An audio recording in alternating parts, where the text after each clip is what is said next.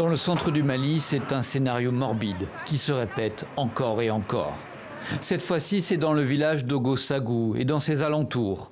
Des hommes armés, grimés comme des chasseurs traditionnels Dogon, font irruption et massacrent tous les Peuls.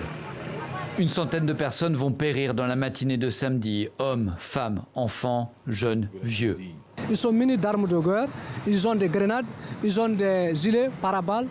Ils sont très bien entraînés, formés.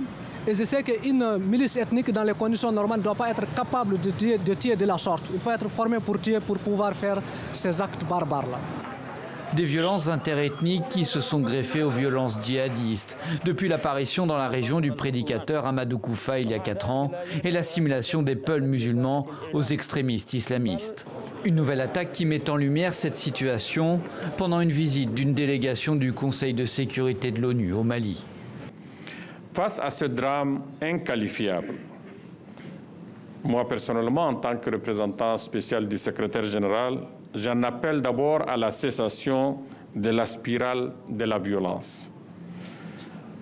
De même, dans le cadre de notre mandat de protection des civils, dès que nous avons appris l'information, une force de réaction rapide de la MINUSMA a été aussitôt déployée dans le lieu de l'incident.